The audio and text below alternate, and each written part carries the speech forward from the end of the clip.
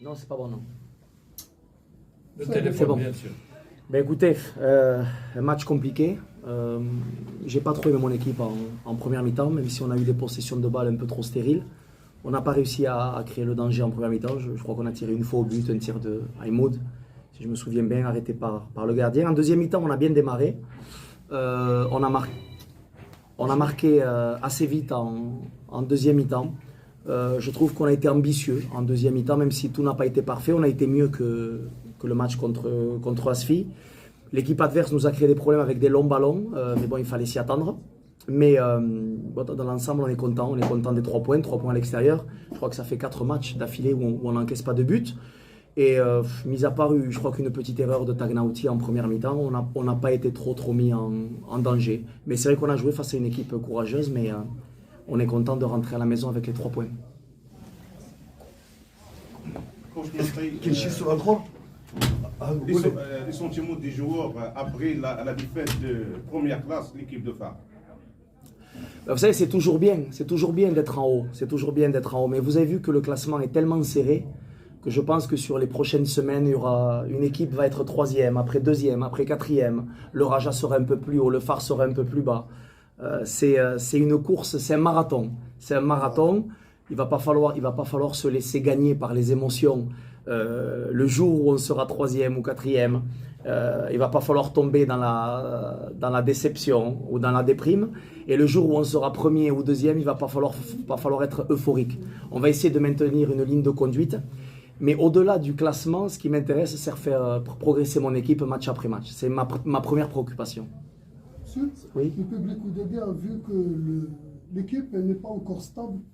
Il cherche toujours les 11. Quand on va voir les joueurs de Cameroun? Tu me parles d'avoir une équipe type? Oui. C'est impossible en jouant tous les 3 jours. C'est impossible en jouant tous les 3 jours. Puis surtout, j'ai un effectif avec beaucoup de monde et il faut que je vois tous mes joueurs.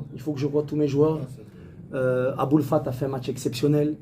Première titularisation pour Aboul Fat, pour Borola et pour Moutaraji aujourd'hui. Et ils ont fait un très bon match. Mercredi, il y en aura d'autres. Farhan s'est reposé parce qu'il avait un peu mal au genou.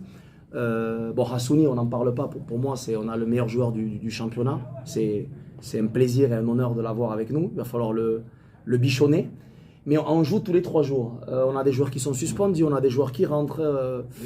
Je suis obligé de protéger mon effectif. Vous savez qu'on a une échéance dans 2 semaines. Et d'un côté, physiquement, il faut que je protège mes joueurs. Et puis aussi, il faut que je donne la chance à des joueurs qui méritent de jouer. Parce que tous les joueurs s'entraînent bien. Ils bossent, ils ont envie de rentrer. Aitalel est rentré aujourd'hui, il est bien rentré. Haddad aussi, il a eu une opportunité aujourd'hui. Il faut que je vois tous mes joueurs. Et pour répondre à ta deuxième question, le cas de Didier, ben petit à petit, on va essayer mercredi, pourquoi pas, Inch'Allah, de le faire rentrer. Mais c'est vrai qu'il n'y en a que 11 qui peuvent jouer. Et celui qui se trompe tout le temps sur les équipes, c'est le coach. Vous savez ça. Merci. Il y a d'autres questions à poser, non? C'est bon. On va des recrutements prochainement. Après Jamal Belhamel, est-ce que vous aurez bon. Est-ce que vous avez d'autres recrutements? On verra. Il n'y a pas de faiblesse. On regarde le marché des joueurs. C'est pas facile. On aimerait, mais entre ce qu'on aimerait, entre ce qu'on veut et ce qu'on peut faire, c'est jamais facile. Merci. السلام عليكم. لا تنسوا الإعجاب بالفيديو والاشتراك في القناة تشجيعا لنا لنستمر بنشر المزيد إن شاء الله.